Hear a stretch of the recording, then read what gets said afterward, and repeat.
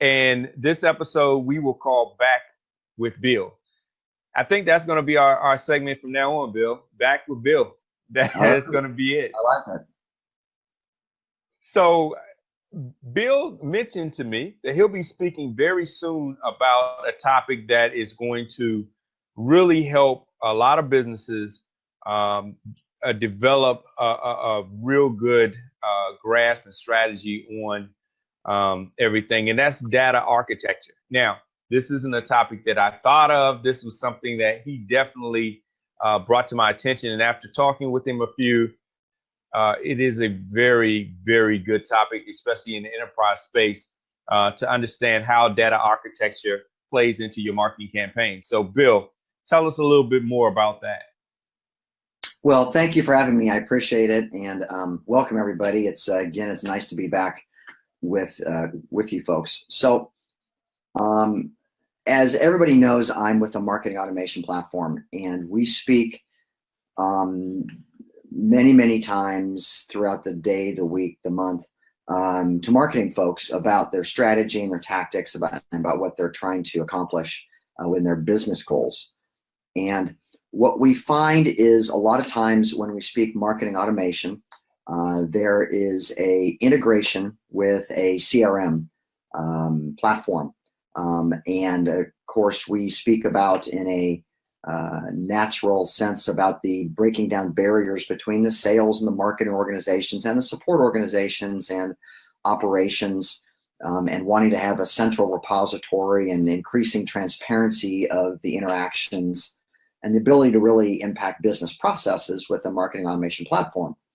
And what ends up happening is when we peel the onion back and we get into the details of examining companies' processes and what they're trying to accomplish, we oftentimes find ourselves engaging multiple people inside of an organization in these discussions, and this inevitably turns back to the IT organization and the people that end up owning the CRM, because that's never is really the sales force or the sales organization. It really ends up being the IT ops team that owns the CRM tool.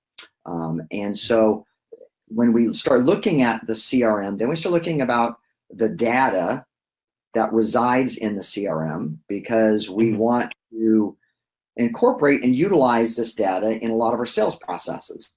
And several times we've run into instances to where the way the data was originally architected and input into the CRM, it's not able to easily be accessed by a marketing automation tool, which therefore ends up severely limiting the impactfulness of the marketing automation platform to that organization's processes. And at the end of the day, you really want, right? So you really want to be able to not just automate a little sliver of a process or say, okay, well, we can engage with a new customer or new prospect to a certain extent only, but you want to be able to have access to all the data and their entire engagement cycle, so you can really do impactful marketing processes. So I would really encourage folks to, when they are looking at marketing automation platforms, to really look at how the data is architected and categorized and input into the CRM, and to really shy away from or to be cognizant of the fact that, geez, if you have data sitting in a completely custom module or custom field and with strange structures, that you're going to be severely limited. And we've actually found to be the case to where some firms have they've integrated it and they've customized it to such an extent that they literally cannot use 90% of the functionality of the marketing automation platform, just because the way the CRM was originally architected. We ran into one case last year outside the US. It was a very large firm where they actually tore out the CRM itself, which was really shocking, that they they tore out the CRM. It was going to cost them upwards of $500,000 to re-architect and re-input all the data into a new CRM. Wow. And they just tore it out and they went without a CRM, which is really a shame. There's that should never have had to go happen. So that would be my, and it's really imperative for marketing folks, you know, and the pressure on marketing folks is so extensive today. There are there are hundreds and hundreds and hundreds of technologies and platforms out there. There are other people out there that do studies, and they'll do a marketing landscape picture. And I think the growth in vendors has just exploded over the past 2 to 4 years in terms of all of the niche solutions and point solutions out there. So the pressure for marketing folks to learn technology and to really bridge that gap to be marketing technologists as opposed to just straight marketing people is intense. But it's a necessary evil for those people that actually can do that. They definitely have a leg up in the marketplace. Okay. Now, is it because, like, for instance, the IT department, they are only concerned with the technology. So they don't even know what data sets need to really be in place and so forth. And so the marketers, they're more in line with the business.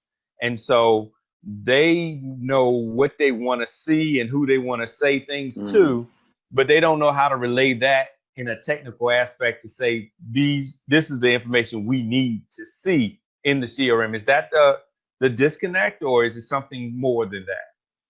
Will you do me a favor and restate that question? Your screen froze a little bit and I couldn't hear you. Oh, I froze a little bit. Okay. Yeah, so thanks. The challenge, is it the IT department only looks at the technical aspects? So they're only looking at data sets and so forth, and they don't really understand what the business wants. So they're just saying, here's the data we're going to filter in. And then the marketing, in line with the business, they know the messaging and what they want to see, but they can't relay that message to the IT department because they don't really understand that technical breakdown. Is that the challenge that they're facing? Well, yeah, exactly. You know, 10, 20, 30 years ago, departments inside of organizations could operate in silos. So you'd have the marketing group, and then you'd have sales, and then you'd have IT over here, and there was really not a lot of interaction in that. IT could, you know, they were in charge of maintaining the desktops and the accounting systems and the communication, and the marketing folks were just marketing stuff, and then sales, of course, they would go drive revenue. But now with the explosion in technology, to your point, the IT organization is just, it's a service oriented part of the organization. So they don't necessarily know the business. Marketing folks don't necessarily know how the data is architected. They just know what they need, but we actually need that bridge. And that's where you need a business analyst from IT to come in, and almost like a marketing technologist from marketing to come in and say, okay, we're going to tell you what it is that we need, but the format that we need it, and then IT needs to come back and say, aha, I understand the business. This is how it's set up. So how are we going to be able to access the data that's set up in this way with this tool that maybe has these entrance points in, right? Or maybe this tool. So it becomes a real challenge when you have a traditional marketing team and a traditional IT team, and then you have the strategy execs, the CEO, trying to make a decision because IT is tasked with owning technology to a certain point, but yet the paradigm has shifted now, because now you look at CMOs and they have technology budgets. So So who ends up owning the technology at the end of the day? Is it the CMO, or is it the CIO? Is it the chief revenue officer? Who actually owns this technology? So I see this in many times to where it becomes a subtle little chess match as to what kingdom that technology falls under. Is it the user? Is it the IT group? It's very interesting. I see this merging And I'm going to go out on a limb and predict that in the future, you'll have marketing folks working in IT and IT folks working in marketing. Wow. Yeah. Now that's something. And you mentioned that you actually saw a case where they had to rip out their CRM altogether. With that type of situation, do you take a step back and say, let's start from scratch? You know, I remember you mentioned one time in previous talks about how CRM systems and marketing automation systems usually aren't working hand in hand. There's maybe a list view and that's about it, but they're not really set up to work hand in hand. You know, how do you approach if you already are looking at automating your system? You're already looking at that, but you have a CRM system in place. Do you say, let's take a step back, start from scratch, from the baseline, or do you say, okay, let's go with what we already have and try to patch it, piecemeal it to make it work? Right. So I think the key is understanding the business. Okay. Right. So that's the very first key. Understanding what the strategy is, understanding what it is you're trying to accomplish, understand who your customers are. That's it sounds so obvious, but it's some of the truth. We received a fantastically written email a week ago from a prospect, and this thing was probably 8 paragraphs long, and it laid out in detail exactly what it is they're trying to accomplish, who their customer is, how they buy, why they buy, what they buy, when they buy, the channels that they're using. It was really spectacular. We actually printed it out and we put it up on the wall of our office as like the ideal prospect. because this organization, they knew exactly what it is that they were trying to go do, and but it was really enlightening in that they understood that side of the business well. So when they understand that and what it is they would like to do, that helps to give to bridge the gap between marketing and technology, right? Marketing and IT, which is what I'm finding is to be the big gap today, is that marketing, because they don't have the technology knowledge, they end up defaulting to IT because IT knows technology, but then the IT group is put into a weird space because they don't know the business. That's not their job, is to know the business. But yet they're thrust into this role of validating a business technology. So it's very there's an incongruity there that happens, and marketing just wants to get stuff done. They don't want to take the time to learn the nuances of any platform, or to go learn a data structure, or to go learn the stuff. And maybe they're not capable. I don't know. I'm not clear, but that's where I see is to be one of the major disconnects, and especially with like data structure. So back to your original point, how does one start? So we understand the business first, and then we have to understand where the prospect data resides, right? Is it in a transactional engine? Is it in the CRM? Where is it, and how is it set up? And then we have to make decisions based from that time. Okay, are we going to go with a new CRM? Are we going to take what it is we have? Are we going to do some modifications? Are we not going to do some modifications? I will say this, that you have to run before you can walk, obviously, right? So I don't, and let's take this, and it's important to understand the entire challenge, but it's also to take it and to take it into bite-sized chunks. So we're going to do this piece now, and then we're going to roadmap it out, calendarize it. We're going to take this chunk, and then we're going to do this chunk, and then this chunk, and this chunk, and it's going to be, we're going to plan it out, and we're going to get it done. But it may take you six months or 9 months to get it implemented. A recent study came out with marketing automation platforms that said the longer it's in the organization, the greater the results tend to become. And I believe part of that is because they start out, you might start out with 3 automated tracks and website tracking. And then you might add lead scoring. And then you might add your social media component into it. And then you might add webs, you might add some other feature to it. You might add an integration with a webinar firm. And then you might add integration with chat. And then you might add this. And so it expands and the impact becomes exponential to the organization. So just because you may not be doing everything now, hey, that's okay. You identify it, and then you say, we're going to start right here and get this in, and then we're going to add this and this and this.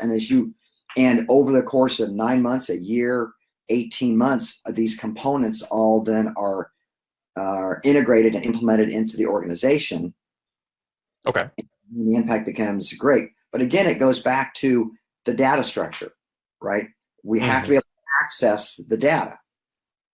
That's the whole key. And you don't want it to be in these separate silos that don't talk to each other. Okay. We ideally want it to be in as few silos as possible, right? So you want to be able to have, say, your chat be linked into your CRM, and your support to be linked into your CRM, and your webinars to be linked into your CRM, and your social to be linked to your CRM. So then you can get a better picture of what's happening. Okay. Now you're saying, as far as putting it together as in building blocks, early on, if you know that maybe you'll have telephone in the future, or you'll have chat in the future, or you'll have other things in the future, do you roadmap that out and make sure at the beginning that you're able to collect that data, even though you're not currently?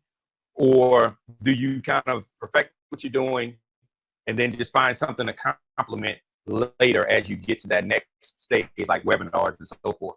I mean, because sometimes I think it depends on right. But I think it's like, I think it's important to go, at least to have that ability to add those components. You may not add them for 6 months or 9 months or like 12 months, but at least you have the option to say no, as opposed to saying, oh, I want to add it, but I can't. Okay. Right. Okay. So making sure that you have the ability, even if you don't use it. Right. For instance, I was speaking to an account yesterday, and they were very concerned that they were not doing social. They were not tweeting and they were not active in Facebook, and they were not doing LinkedIn, and they wanted to be able to do that, but they just wanted to wait on marketing automation because they weren't doing that now. And we spun the discussion that no, it's okay if you're not doing it now, because a lot of firms are struggling with how to monetize those types of efforts, right? Okay. So we don't want to delay the ability to automate a business process now. Let's get that in and see who's on our website. So if they're visiting a page, we can send them a coupon, right? We can do that now. And then we figure out how we tie in these other elements and expand our marketing efforts. But we don't need to wait, because, you can always wait for something else to happen. It's like buying a TV, right? I mean, you can buy, like the second you buy a 4K TV today, tomorrow it's obsolete because there's something better. Yeah. So you might as well just get started and start trying to see results now, and just do the best you can. Okay. That makes sense. So, that way it doesn't delay. And I know that's easier said than done, because you got to get buy-in and everybody wants to know the full picture and so forth. But, at least getting it started and knowing that you want room to scale is important. Absolutely. So great. Well, that's some great information, Bill. I think we'll leave them with that. If you want more, Bill's always available in box 25, and he's going to be speaking pretty soon. Tell us more about that, Bill. There's a digital conference coming up. Well, there's many digital conferences, but we're going to be speaking at one in the Philippines coming up in October. And it's a digital conference. I'll give some info to Jeff on this afterwards, and he can post it up on Twitter. But there's going to be a boatload of firms that everybody's heard of, Facebook and Google and Snapchat and all different types of social media firms. It's going to be in Manila in October, and we've been asked to speak, and we've graciously said yes, and it's an exciting opportunity for us. So we'll be there, and I look forward to speaking to you in the future, Jeff. I really enjoy this, and I hope your audience, and I hope we've helped at least one firm out. So yes, I know you have. I mean, the information you always give has been pristine. So I appreciate it, and I know my audience appreciate it. And I would love to come out to the Philippines. So if you can lobby one ticket for me, I greatly appreciate it. But I mean, I'm looking forward to that. That'll be great. I'll do my best. Well, once again, everybody, this has been the marketing strategy session, and we have, or what is it? Back with Bill. That's our segment of our segment, and we hope that you really enjoy the information, but also take some action with this information, put it in play. And the take-home notes is understand that you can do some more later, but make sure that your IT team and your marketing team can see eye to eye, put together a plan that your data gets put into proper containers and is able to go ahead and transition over without making it more difficult in the future. So, at any time, you can go to Inbox 25. Their blog has a lot of information on it that can educate you. And Bill also will be doing more talks. Hopefully, Bill, I can get you on the show again when you have time. And we'll do this again. That would be great.